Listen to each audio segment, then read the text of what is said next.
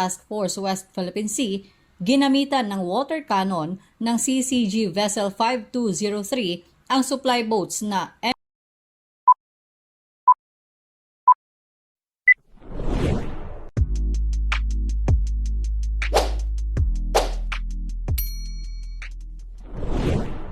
Welcome back sa aking YouTube channel. Para sa mga first time lang pa manood, please click mo na yan, Jeremy's TV, Manila.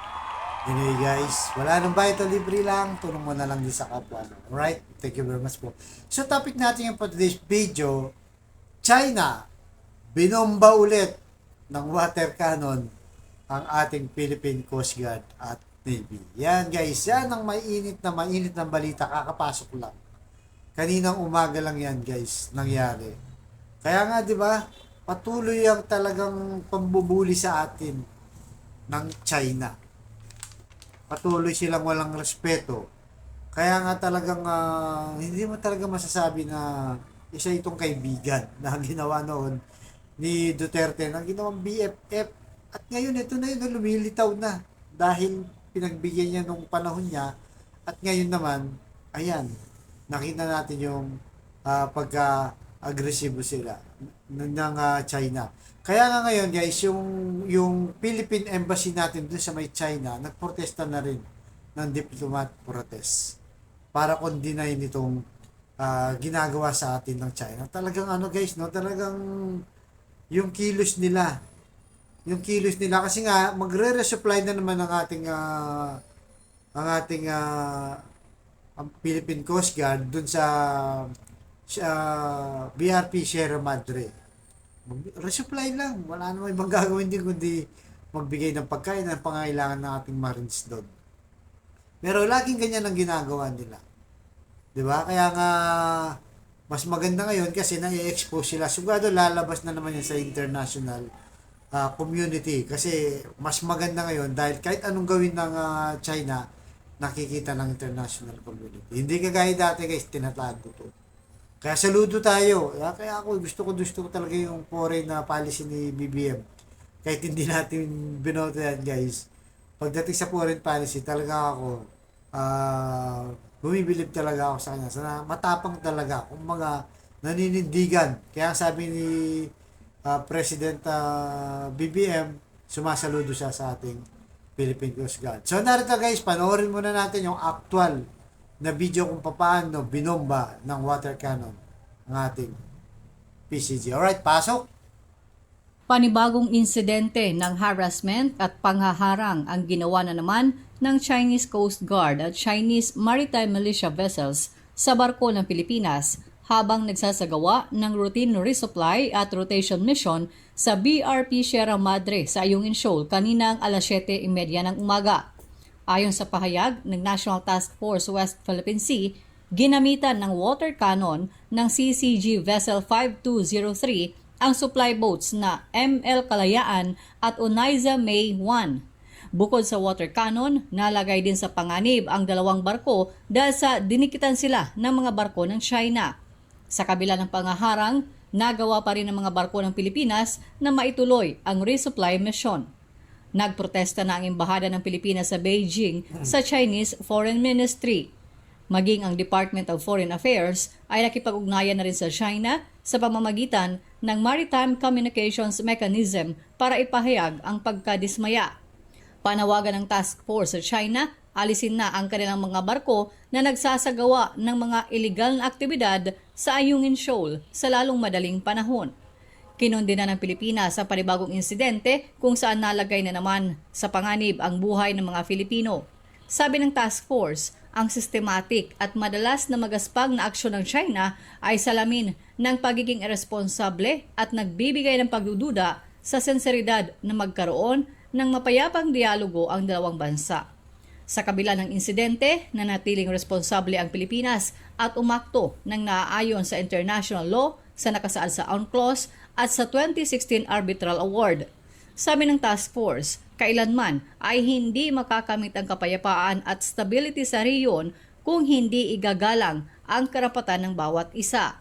Sinaluduhan naman ni Pangulong Marcos ang mga tauhan ng Philippine Navy at Philippine Coast Guard dahil sa patuloy na pagtupad sa tungkulin at sa pagsusugal sa buhay, masiguro lamang na maprotektahan ang Pilipinas. Sabi ni Pangulong Marcos, hindi magpapatinag ang Pilipinas na igiit ang legal rights sa maritime zone, lalo na sa Ayungin Shoal na bahagi ng Exclusive Economic Zone at Continental Shelf.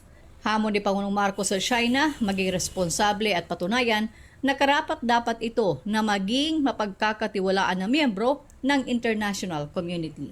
Chona Yu, Radyo. So yun guys, napanood nyo, di ba? May inis ka talaga, di ba? Dahil binobomba na naman yung ating Philippine Coast Guard na magre-resupply lang naman ng mga kailangan. Kaya nga guys, naglabas ka agad. Guys, itong si Speaker Martin Romualdez ng statement, napakagandang statement, napakatapang guys. So, again itong si Martin Romualdez, hindi natin to minamanok. Kumbaga kasi baka magagalit na naman yung mga Sara Duterte na supporter dyan. Sasabihin naman, may epal na naman itong si Martin Romualdez. So ito guys, basahin lang natin yung statement niya. Sabi niya, we demand an immediate cessation of this intimidation and call on China to respect the 2016 Hague Tribunal ruling which invalidated its expansive claim over the West Philippine Sea. Sabi niya, we stand firm in our conviction that might does not make right. The Philippines, though a smaller nation, will not be cowed by, bullied into submission, and I call the international community, especially our Asians, neighbors, and allies, to join us in condemning this nation's actions and to stand with us in upholding a freedom of navigation. Measures including the peeling of a diplomatic protest to protect our sovereign rights and to ensure the safety of our citizen. So, napakatapang, di ba guys? Napakabangis guys. Nananawagan na siya sa international. So, lalabas to guys, international. At sa ASEAN, na ating mga kapitbahay, na kondinahan nito. So, alam naman natin guys, yung China, hindi lamang tayo binubuli nito. Meron din pinag-aagawan sa East China Sea, yun doon sa Japan yun guys. Meron din sa Vietnam, meron din sa Malaysia. So, marami itong kaaway guys. Kaya nga talagang dapat magsama-sama na yung mga ASEAN para kundinahin na itong China na to. Kasi kailangan talaga dito diplomat. Kaya ngayon, nakasuot ako, Pilipinas. So, itaas natin ang ating bandila. Kaya ang sabi nito, napakaganda dito, hindi porket malit kami na bansa, sabi ni Martin Romualdez, ay bubulihin mo na kami. 'Di ba? O gagamitan na ng power. So, napakaganda. At kailangan yung, sabi niya, respeto nyo yung 2016 arbitral ruling. Napanalo tayo dyan sa The Hague, guys. Kaya sana yung China na to talagang pagtulungan ng ASEAN sa diplomat protest o sa peaceful. Kaya sabi niya dapat yung pre-navigation ay kailangan na matupad dyan through international community at the rule of international law, di ba? So talagang talagang ano to guys, may sahid talaga to China na to. Kaya yung mga kapwa Pilipino natin, lalo na yung mga kilala, yan sila sa Sasot, mga DDS supporter din, mga pro-China, di ba? Kundinahin na rin itong mga to, di ba? Kasi nga na ano sila ng narrative mas kumakampi sila sa China. Tapos guys, tingnan mo binabatikos nila si Martin Romualdez. Pero ngayon, tingnan mo, diba? Napakatapang na statement. Bakit? Itong kanilang si Sara Inday, bakit wala tayong naririnig? Nakakabingi ang kanyang pananahimik, di ba? Nakakabingi ang kanyang pananahimik. Hindi siya nagkokondena sa China, guys. Wala. Pero nanawagan siya na, di ba? Yung gera sa Russia at Ukraine. Tapos yung sa Israel at sa Hamas. Pero bakit yung China sa West Philippines natin tahimik lang siya. Habang ang Pangulong Bongbong Marcos, talagang, di ba, napanood nyo naman, sabi niya, talagang saludo siya sa mga tauhan ng PCG tsaka Navy sa pagre-resupply at talagang hindi nagpapatinag. Bagamat tinaharang tayo, pero nakakapaghatid pa rin ng supply. So, dapat magkaisa tayo dito guys para talagang yung China na to tumigil. At sana yung mga ASEAN natin na kapitbahay ay magkaisa na rin. Di ba? Para kondinahan itong si China na bully sa West Philippines Sea na gahaman sa Kim sa teritoryo napakalawak ng lupain nila, di ba? Tapos ang layo nila sa West Philippine Sea, sinasakop pa nila. So sama-sama tayo po, ilabas natin dapat buong Pilipinas sa social media, di ba? So yung mga kumakampi sa China, ipadala na natin yan guys sa China. Total, kumakampi naman sila sa China, di ba? So yung mga kumakampi sa China, malaya na kayo. Pumunta ng China, maiwan na kami dito, mga pro-Filipino. Kaya saludo tayo sa foreign policy ni BBM at sa pakundina ni Martin Romualdez guys na humahataw ngayon. Kahit sa survey, di ba? Tumataas siya. Ito si Inday Sara, pabagsak.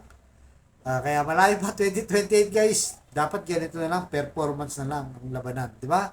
Huwag na sa apelidong Marcos, Romualdez, Duterte. Titignan natin kung sino yung pinakamagaling sa kanila. Diboto natin, di ba? Iboto natin kung performance nakikinan natin ngayon. Kagaya niya, si Speaker. Tinanggalan ng confidential funds itong si Sara. O, di ba? So, nung tinanggalan ng confidential fund, nilagay sa Philippine Coast Guard. O, na ngayon, ito yung talagang kailangan ng mga vessels patrol natin, di ba, ng PCG at National Security. So, doon tayo guys, nagpe-perform talaga. Kahit ayaw natin sa kanila, hindi natin binoto, doon tayo sa may pakinabang ang Pilipino, hindi lang sa mga politiko na sa kanilang apelido, sa kanilang pamilya lang. Na wala ka namang makitang talagang serbisyo sa taong bayan. Alright, so ganito naman po. Baka nyo susunod kong vlog. Thank you very much.